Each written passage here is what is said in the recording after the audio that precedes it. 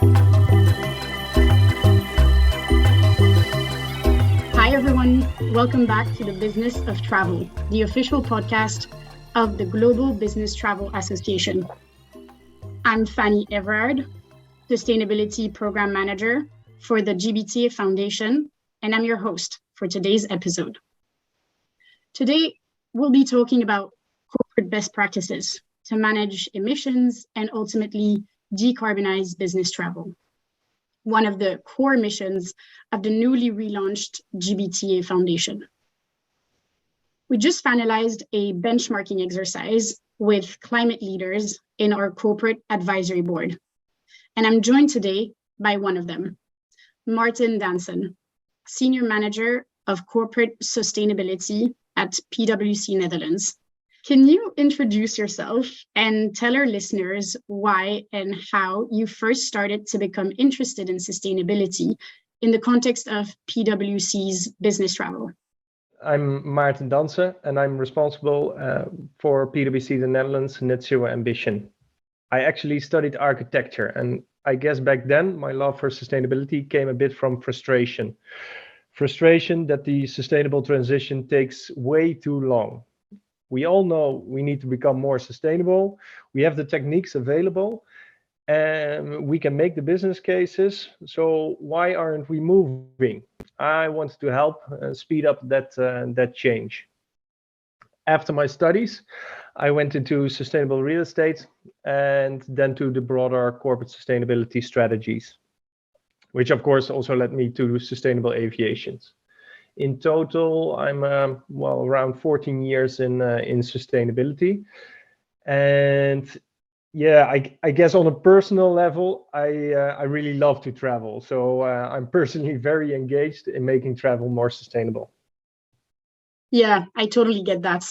The travel plus sustainability is definitely an important part of my journey also. So we'll be talking about business travel. So business travel is part of Scope 3 emissions, Scope 3.6 to be precise for our audience. For most companies, Scope 3 are the most daunting emissions to tackle. They are the indirect emissions caused by a company's activities, but produced by other entities along its value chain. Maarten, PwC Netherlands has been at the forefront of implementing measures to nudge its travelers to reduce their business travel emissions. But I imagine that hasn't always been the case. How did you and your team start? And how did you get the executive buy-in to do so? Yes, as PwC, we have our global ambition of net zero by 2030. So we want to reduce our absolute emissions as much as possible, with a minimum of 50% in line with the Science-Based Targets initiative. And we had been working on our environmental ambitions for quite a few years already. So, but I guess around 2017 or 2018, we noticed that of our total emissions, most of them were going down, except for aviation. So we made our impact on our buildings, our waste streams, our purchased goods, lease cars, and so on, except for business travel, which was even slightly increasing. As you can understand, that really created a sense of urgency internally. So we developed a combined strategy of reduce, innovate, and compensate. We already offsetted all our emissions, so that part was easy, but a real challenge is there in the reduction and in the innovation part. In my opinion, businesses have a key role to play in reducing our emissions and in driving sustainable growth.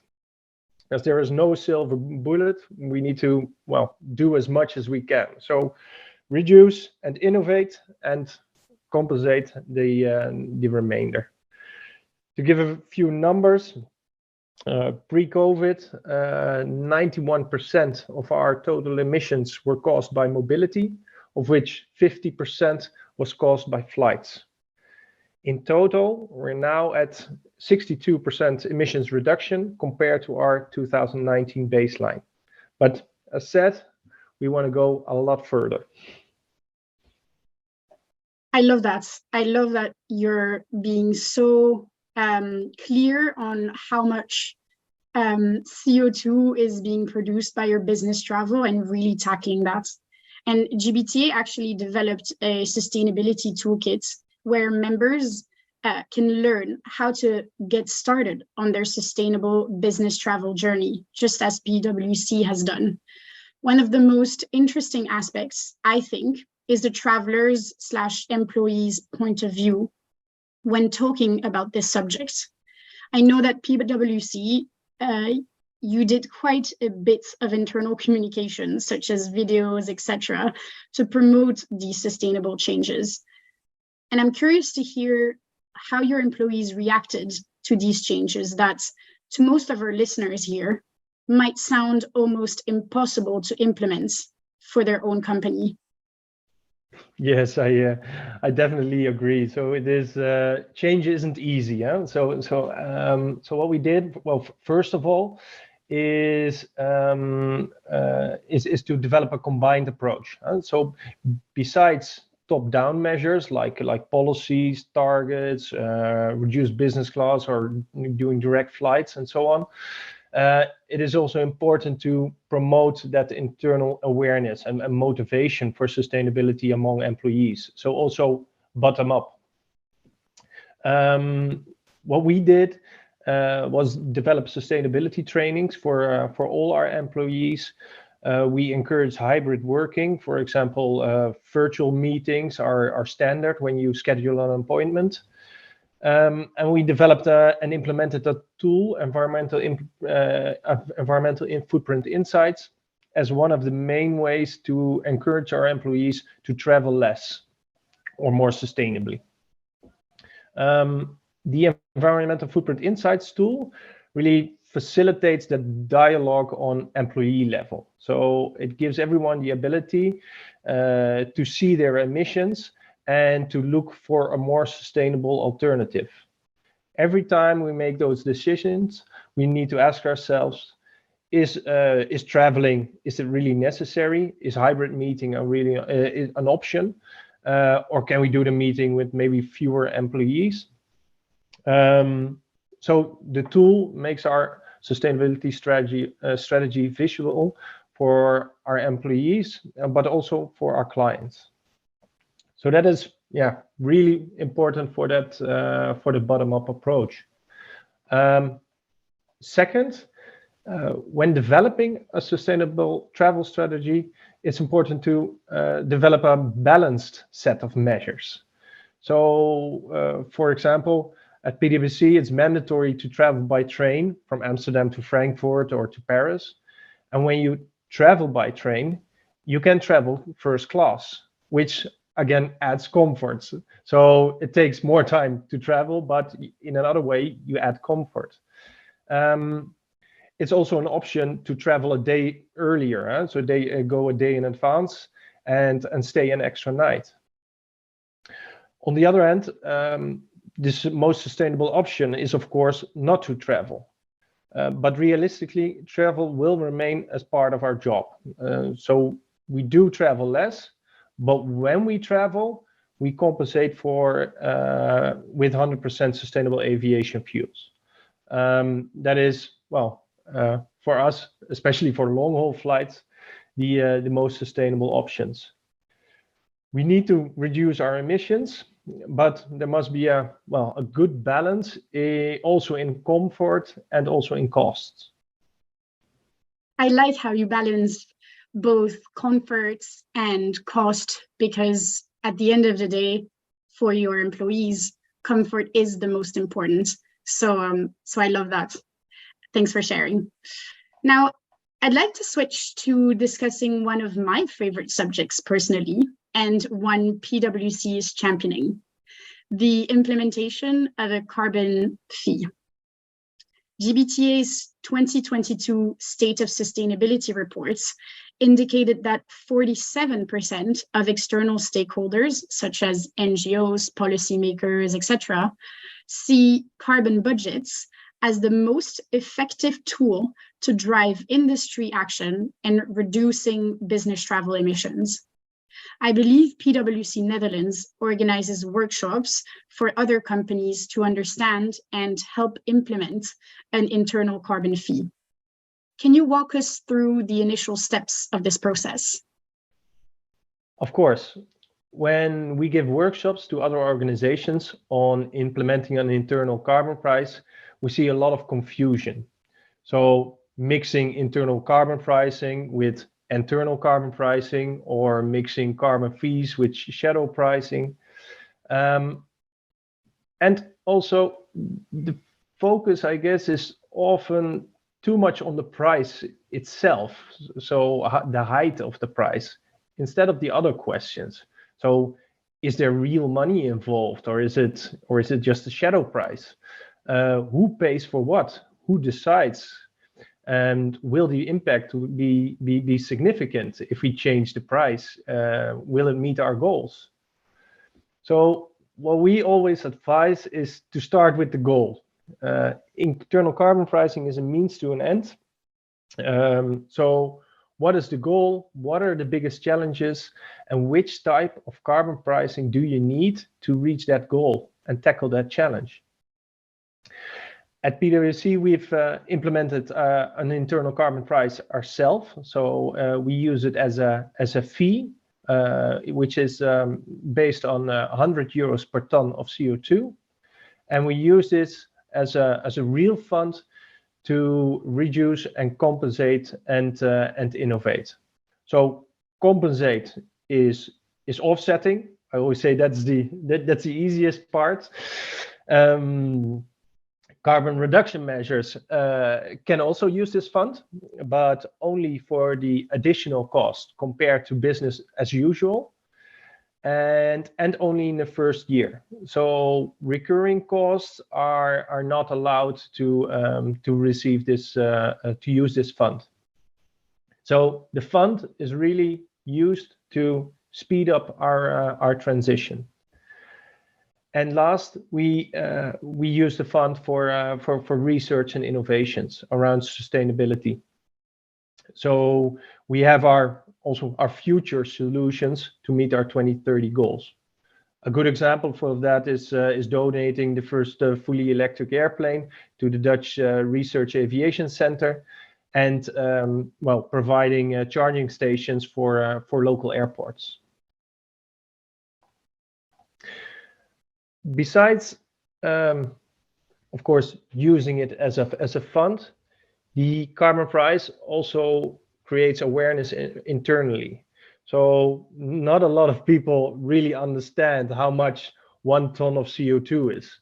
But well, if you pronounce it in euros, everybody gets it. So there are many types of internal carbon pricing, but you need to start with the goal and with the biggest challenges. Otherwise, you might create an administrative burden that will outweigh the impact you're actually trying to make. I love how using words in a different way can help your employees understand exactly what you talk about. A ton of CO2 is complicated to understand, but everyone knows what money means these days. So this is a great tactic. And there's also, you're also using this fund to compensate, you mentioned. And our benchmarking showed that many companies are trying to figure out the best way to procure staff. And that one main hurdle, besides the investment itself, that is quite expensive still these days, remains how to account for its environmental benefits. I guess I want to understand, and I know that you've been working on SAF accounting guidances with the World Economic Forum. Can you give us a bit of insights on where this discussion stands? Can SAF investments be claimed as scope 3.6 emission reductions today? Well, currently, clear guidance from Greenhouse Gas Protocol is missing that would give the assurance that a reduction in scope 3.6 is possible. Therefore, we report our 100% SAF emissions reduction outside our scope 1, 2, 3 reporting, exactly at the spot where we also place our carbon offsets. That being said, there's a lot of development in this field. We think it is important for SAF to be recognized in the international accounting standards, which is why we are working with the World Economic Forum with a number of companies under Clean Skies for Tomorrow to integrate SAF and SAF certificates and end user reduction claims recognition into accounting standards and daily practice. Yeah, and PwC invests heavily in SAF, especially in the Netherlands. In February 2022, PwC proclaimed that its staff would, from this time forth, fly, and this is a quote, entirely on sustainable aviation fuel, end of quote. Can you explain how that works exactly? So that is correct. PwC pays the additional costs of SAF over fossil kerosene to a SAF supplier. So for every gallon of kerosene PwC uses with its flights, PwC pays 1 gallon of SAF. Using our Environmental Footprint Insights app, we track our employees' work travel mileage and emissions. That way, we know exactly how many liters of SAF we need to purchase, and the supplier delivers the quantity of SAF to an airport, and we receive proof of it. So with that, in practice, all planes that refuel at that airport fly a little bit more sustainably, but we get those environmental attributes. Currently, to meet our 100% SAF commitment, we purchase only biokerosene. So as raw materials for biokerosene, only residual and waste streams are used, such as used cooking oil. There are insufficient of such waste streams available to ultimately meet the global demand. Therefore, we also closely follow the developments of other SAFs, such as, well, synthetic kerosene and others. And how and why did the company decide to invest so significantly? Well, I think it is important as an international company. If we think about the future of aviation and contribute to making it more sustainable, yeah, we need to speed up. So climate change is urgent. So the need for sustainable options is high. That's why it is really important that everyone, also as an end user, as a company, but also government organizations, all types of organizations, need to see, well, what can you do to make that to choose for the most sustainable option. Second, yeah, in our own operations, international travel is our biggest challenge. So we already reduce our emissions from our buildings. We already have a almost fully electric lease fleet, and international travel, there are not that many options. So now we have an option with sustainable aviation fuels. We need to really collectively support this and move forward on this topic.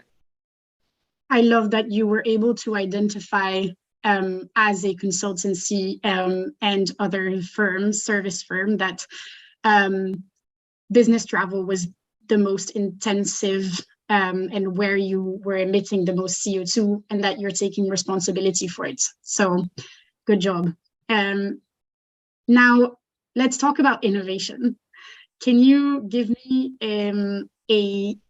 us a sneak peek into a great innovation you're looking into, or something you think will greatly impact the business travel industry in the next few years?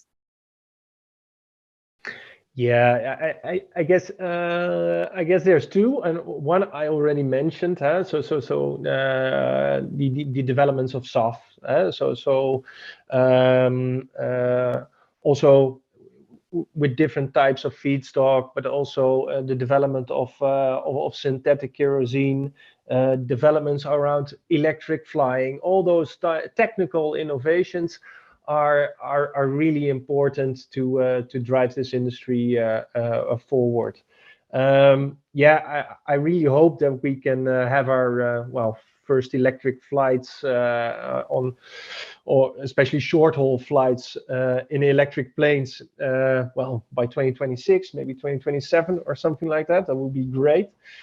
And if I look a bit more at the reporting side, I would love to move towards more detailed reporting. So now you work with quite standardized conversion factors in calculating your emissions, but really have your reporting on per type of plane or per airline or something like that you can have different options and you can choose the most sustainable option to fly to New York, for instance.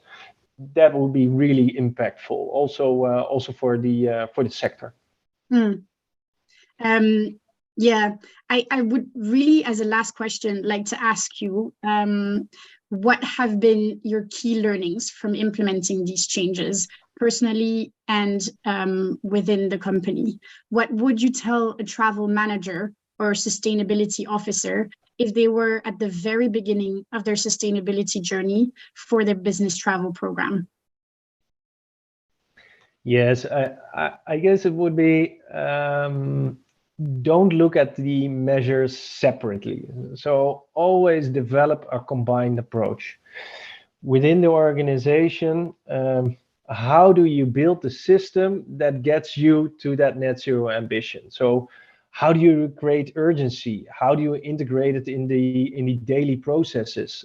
Who can support, maybe internally or externally?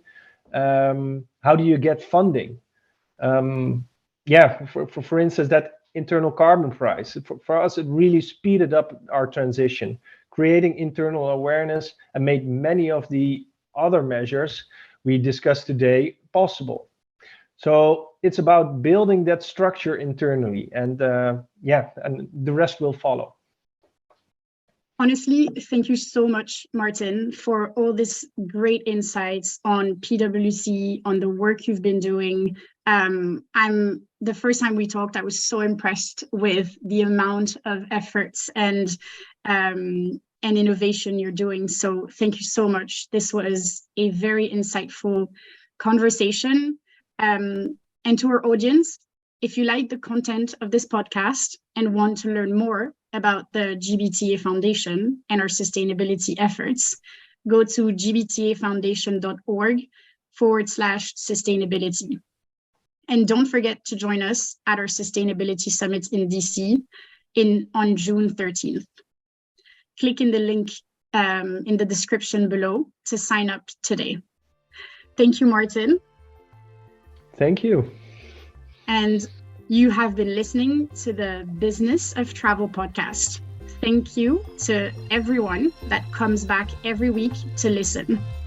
Be sure to rate and review us wherever you get your podcasts. Until next time, thank you for listening.